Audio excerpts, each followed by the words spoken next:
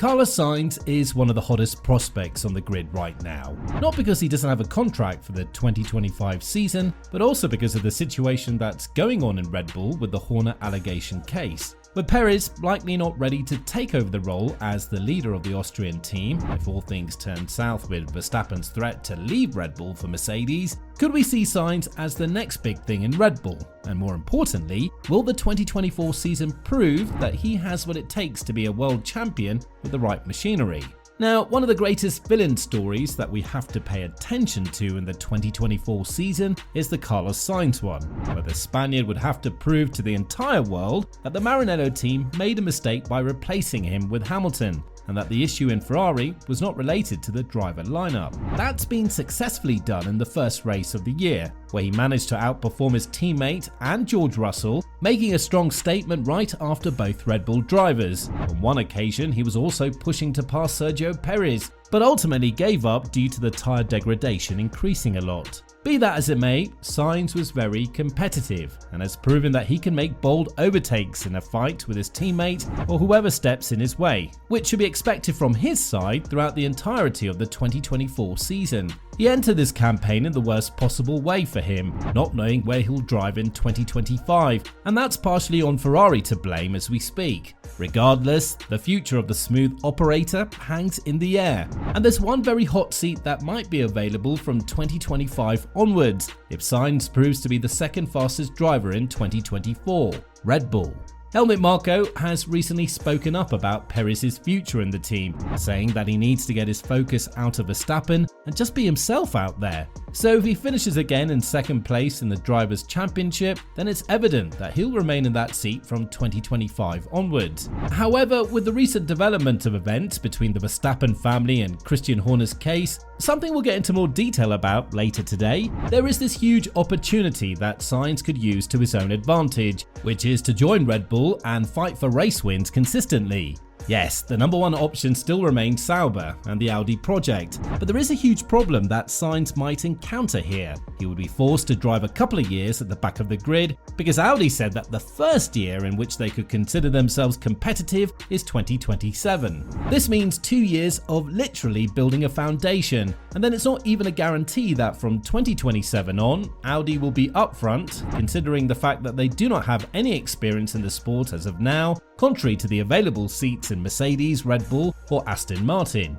Elaborating on this matter even further, Martin Brundle went on to point at Sainz's age as the primary factor he needs to be looking at when it comes to making a decision for his future, adding, "Sainz is 29 years old. He can't afford to go and tread water for a team that really is saying it's 2027 before we're ready to go properly. No, I don't think that this is his next step at all. He's got to be looking at Mercedes, Aston Martin, or going back to Red Bull."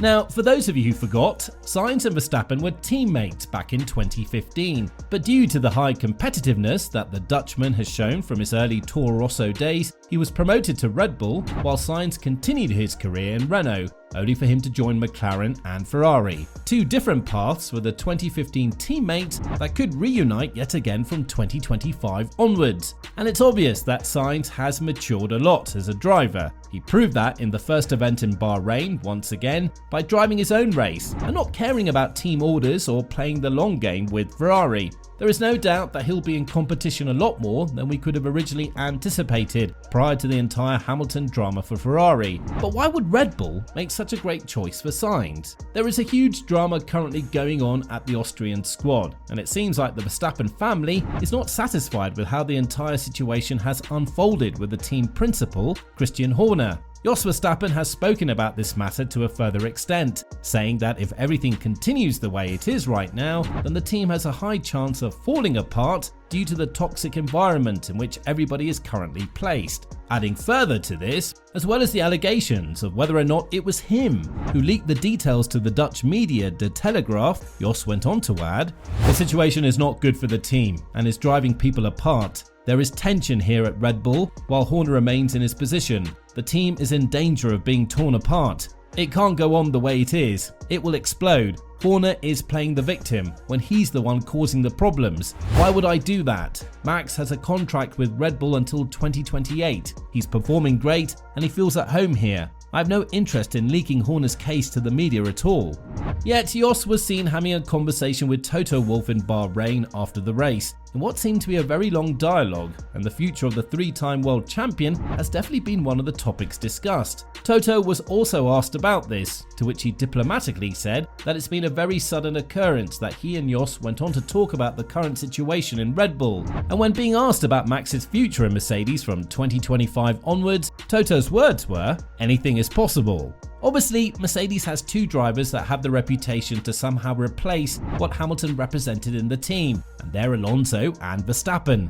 The massive difference between them is that Verstappen has momentum, age is on his side, and he's driving the wheels off anything he's given. So if Mercedes wants to prove that they can win championships, then they have the perfect platform to build on. But how does this reflect on Sainz? If there is one statement that Horner is very famous for, it's the one from Monaco 2022, when he publicly said, in response to Jos, that there is no driver who's greater than the team, and that is the motto under which Red Bull has always been driven. But the situation is loud and clear. Perez does not have what it takes to challenge Verstappen more often at the front. So if they want to make sure that the Dutchman doesn't get a hold of himself too much, they might bring a competitive driver like Sainz and build the team around him. This was a bit far-fetched to believe in a couple of weeks ago, but after the latest statement coming from Jos Verstappen, it's obvious that the power shift happening in Red Bull will leave permanent scars regardless of who's the winner or the loser in the entire situation. It has likely come to Red Bull having to pick whether they'll get rid of Christian Horner,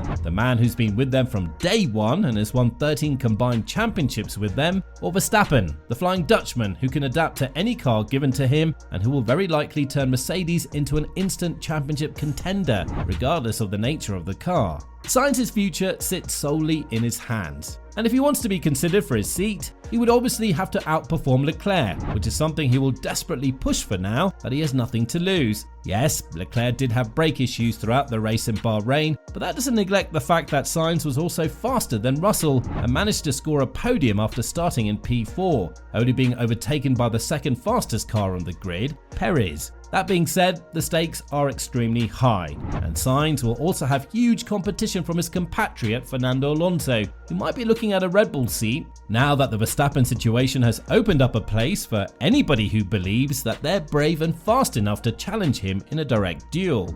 With this in mind, and with a lot of rumours going around about Horner leaving for Aston Martin as their new team principal, do you think that Sainz's future is in Red Bull? And more importantly, do you think he has the potential to challenge Verstappen in the same machinery under the new circumstances in the Austrian squad? Let us know in the comments down below.